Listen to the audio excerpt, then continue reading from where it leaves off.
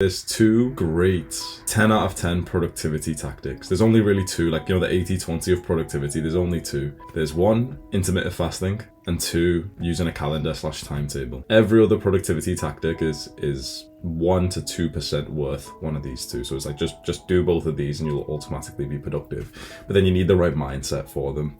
It seems like with the calendar, you're not able to like utilize it as much as it could help you. So you set up the schedule. Okay, at 7 a.m. I'm going to wake up, 7:15 I'm going to meditate, 2 p.m. exercise, like this, right? You set it up.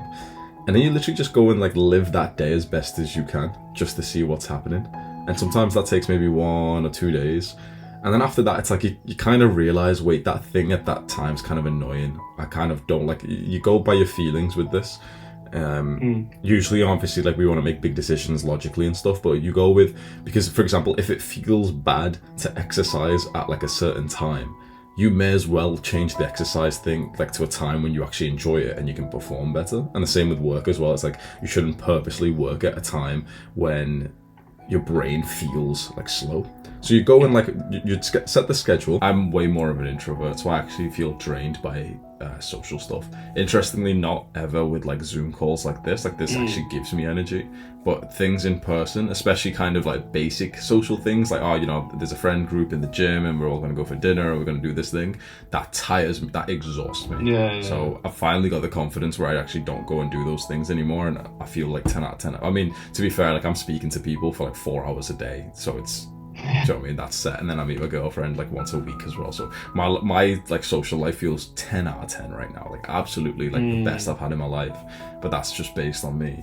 For you, should you have something, you could, for example, consistently have a 1 hour block to like video call people. But at the same time, the mode that you're in, Stuart, I wouldn't advise that. I would say to mix it into something you're already doing, because you're challenging yourself. You've got a huge reason to be able to be productive and put everything into your YouTube channel. That's your escape. And correct me if I'm wrong, but I could imagine that if let's say you had a video call an hour a day with, just friends just chatting shit or something, I could imagine you'd end up resenting it a bit, because you'd literally just be sat there thinking like, I probably could be working right now. So I wouldn't schedule it in right like that, mate. And I probably wouldn't even schedule it in like on the off one of like, oh, let's go for dinner, because it's kind of like the same thing.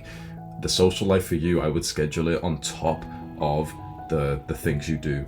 Gym with people, runs and walks with people, whilst you're inside of work, when you can, hop on a video call with someone, text someone, like that. When you're on the commute and maybe you're listening to music or podcasts or something, and you end up going onto a call with someone like that. I would always merge it into the activities. For pretty much everyone, meditation should be at the top of the list. Just because meditation then translates to every other thing you're doing, whether you're really into fitness, you're really into working on your business, or whatever it is, you're trying to improve your relationship with your girlfriend or your father, you're trying to eat cleaner, you want to lower your stress, you want to increase your testosterone, you want to make more muscle in the gym, you want to make more friends, whatever desire you have, whatever there is in your life, 100% of your life, literally, it's going to be improved by meditation. So it's the greatest meta skill that you can put some time into.